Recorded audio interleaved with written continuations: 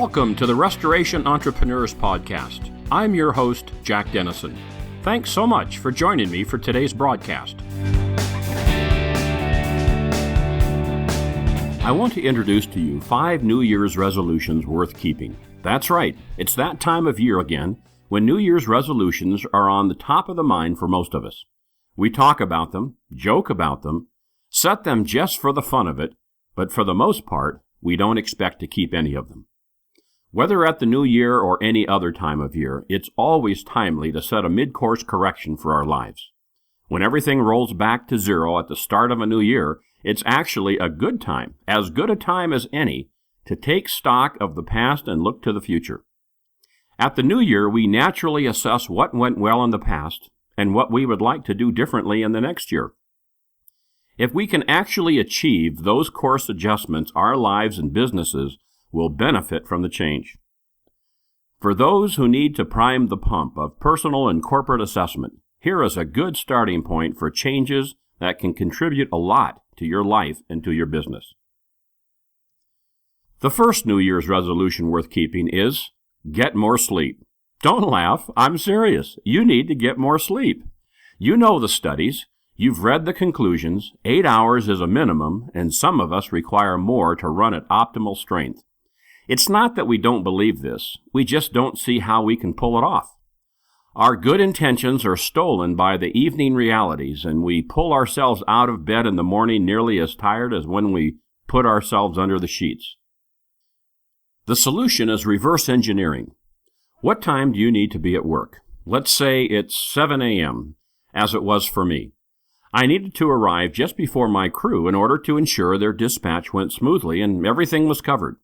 I live 30 minutes from my office, so I needed to leave my home by 6:30 in the morning. It takes me an hour or so to get myself going, get my coffee, and get ready to leave. So wake up is no later than 5:30. I was actually up at 4:30 and would spend the first hour of my day on the computer each morning. So up at 5:30 means I need to be asleep by 9:30 the evening before. Most of us need at least 30 minutes to get to sleep, so getting to the office at 7 a.m. really begins at 9 p.m. the evening before. Turn off the TV, or if you watch TV in your bedroom, let your spouse don the headphones at 9 p.m. so you can begin to drift away. Do this, and you just might begin a new habit that will give you the strength and energy needed to sustain you throughout the workday. Another resolution worth keeping is be a better spouse.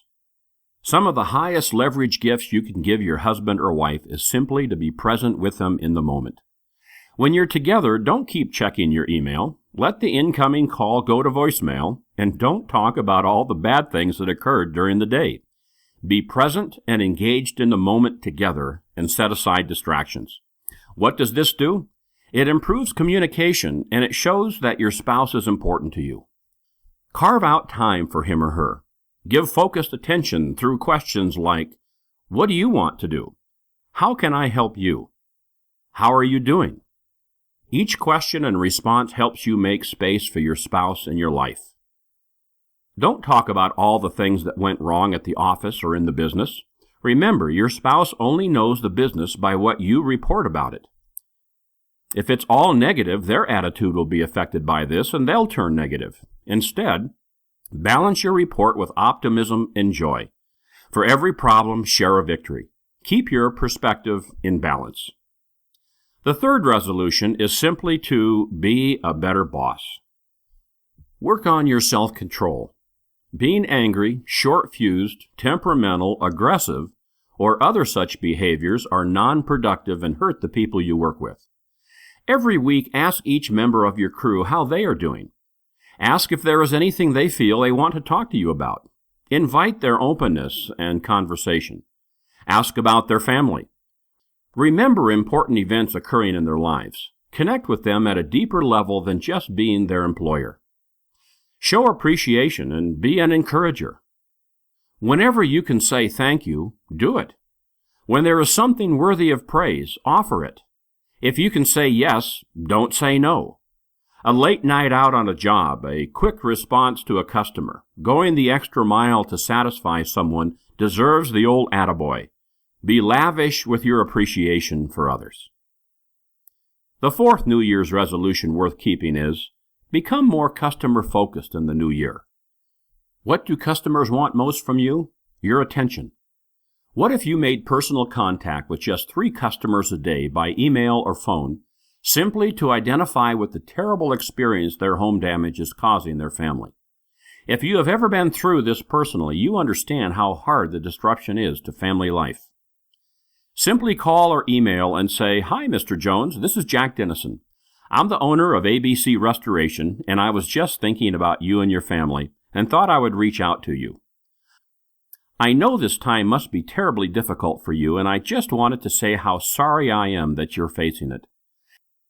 I wish the very, very best for you and your family, and I look forward to completing your work and getting you back to life." What amount of goodwill might this bring you? Empathizing with the pain of others will make you a better person too. Lastly, let's make a resolution to get more work. Shall we do that? Work on your business development plan. Be proactive. Be intentional about the future. Set some goals for growth. Setting goals is an amazing experience. We are wired as human beings in such a way that when we set a goal, we want to achieve it. We intuitively begin to make plans and begin to monitor our progress. The simple act of setting several reachable goals can redirect and bring clarity to your desire to grow your business. What new services might you add this year? Carpet cleaning, hard surface cleaning, duct cleaning will all help cash flow with faster and more immediate payments for service.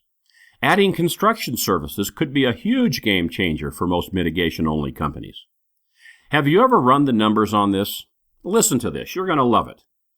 The typical mitigation job in America is $2,500 with a profit margin of 75%. Not bad. But the typical construction rebuild is $10,000 with a profit margin of 50%. That is great. So if you're a typical mitigation-only company doing 200 mitigation jobs a year, you can grow from a base of $500,000 to over $2 million without increasing your mitigation volume at all. Impossible, you say? No, it isn't. I did it. I can show you how to do it, and it's really not as hard as you would think. My point is that the possibilities for growing your company are out there, and you just need to know where to look. Another area to look at is to reach beyond your current borders of your service coverage area, which can increase the size of the pie within which you work, adding new relationships and new opportunities for growth. Taking steps to identify and apply for selection by third-party administrators can add new sources and increase volume to your work. There are several out there that you may qualify for and could become active on right now. You want to look back on the previous year to see what can be learned from where you've already been. Then looking forward to the future may take you to places you haven't yet experienced. This is a great time of year to take measure of your life and business. Most of us want more for ourselves and more for our businesses. We want to be a better person, and we want our businesses to be a better company. Don't miss this opportunity to assess, explore, plan, and commit to becoming better and gaining more in 2015. Thanks for joining me for this session of the Restoration Entrepreneurs Podcast. Visit me on my website at www.growmyrestorationbusiness.com, where you will find blogs, webinars, podcasts, and other really great material to help you grow your business. See you the next time on the Restoration Entrepreneurs Podcast as the series goes on.